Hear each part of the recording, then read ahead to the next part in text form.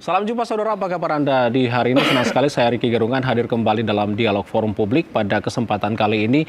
Dan saudara, pada hari-hari ini sudah masuk pada tahapan kampanye. Kita melihat dari kegiatan yang sudah dilakukan sesuai dengan jadwal dari KPU. Dan tentu ini sudah dimanfaatkan sejumlah calon legislatif untuk bagaimana menyampaikan visi misinya kepada masyarakat, sehingga ini juga bisa menjadi daya tarik tersendiri kepada masyarakat khusus di Provinsi Sulawesi Utara seperti apa memilih calon legislatif yang nantinya akan dipilih pada Februari 2024 mendatang. Baik, selanjutnya Pak Frans Eka Dharma Kurniawan selaku Wakil Ketua 1 Exco Provinsi Sulawesi Utara Partai Buruh. Terima kasih Pak Frans sudah berkenan hadir. Baik, saudara pemirsa, kami tentunya mengajak Anda berpartisipasi dengan terus menyaksikan program ini, karena lewat kegiatan ini juga kami memfasilitasi masyarakat untuk bisa mengenal lebih dekat siapa calon legislatif yang nantinya akan dipilih pada 14 Februari 2024 nanti. Frans, apa yang sekiranya menjadi fokus dari Pak Frans nantinya ketika dipercayakan oleh masyarakat? Ada poin-poin tersendiri yang sudah dicatat, mungkin sudah masuk dalam program visi misi nanti ini akan yang saya lakukan ke depan. Ya, pertama-tama saya harus jelaskan dulu kenapa Partai Buruh lahir, ya kan.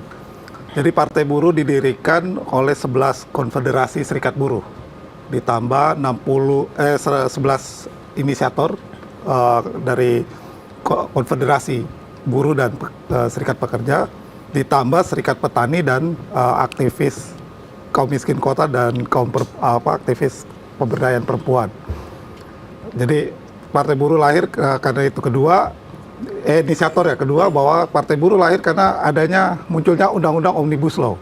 Ya.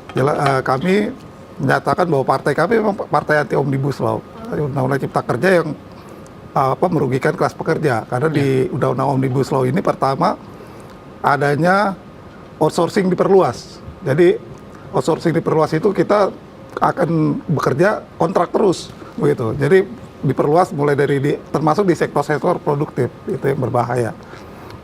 Nah, kalau outsourcing diperluas berarti kesejahteraan terancam. Seperti itu. Kesejahteraan terancam apa? Karena apa? Outsourcing kan sistemnya kerja pendek, jangka waktu pendek. Jadi ada di situ ada suka tidak suka, kadang-kadang ya karena nggak suka diputus cuma ya untuk kontrak 3 bulan kerjanya. kontraknya putus. Ya. Jadi itu mengancam kesejahteraan. Kenapa? Karena upah tetap kita nggak ada di situ. Kita mau bikin jaminan sosial jangka panjang juga nggak bisa.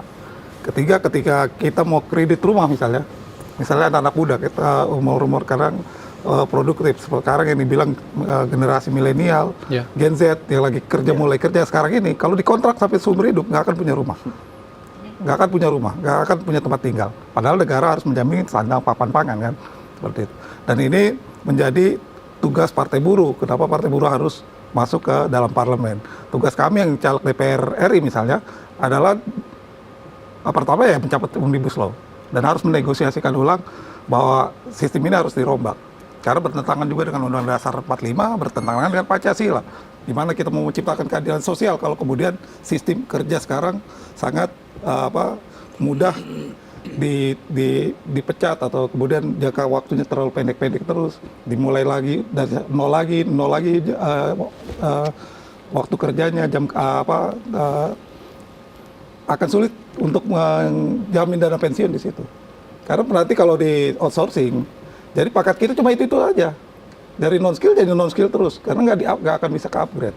Walaupun memang ada pekerjaan-pekerjaan tertentu yang kemudian sekarang kita mengarah, kalau kita lihat pemerintah punya kata ingin high tech, gitu, industri berteknologi tinggi.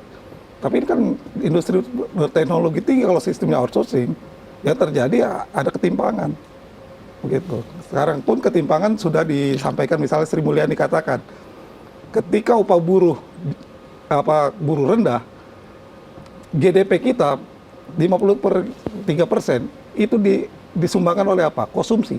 Konsumsi artinya apa? Konsumsi artinya kelas pekerja rata-rata. Di 53% itu rata-rata kan kelas pekerja, buruh, petani, pedagang misalnya, ya kan?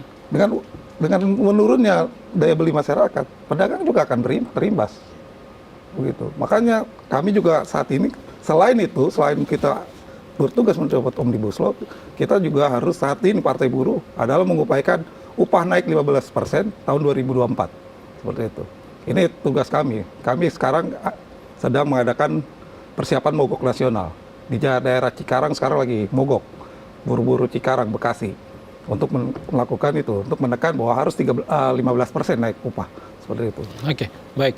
Pak, kalau dari Pak Frans sendiri, kalau kita lihat upah Provinsi Sulawesi Utara diumumkan 3.545.000 atau naik, saya catat ini sekitar 1,67%. Tanggapannya ini bagaimana? Sudah bisa diterima oleh para buruh atau seperti apa, Ya, Pak kami Frans? menolak, Partai Buruh menolak. Yang jelas Ini upah. tidak cukup atau seperti apa? Tidak, artinya upah untuk kami standar upah itu Ya. upah layak, bukan upah minimum. Jadi upah layak itu artinya tadi yang saya bilang, paling tidak kita bisa menjamin anak sekolah, biaya kesehatan bisa terjamin seperti itu.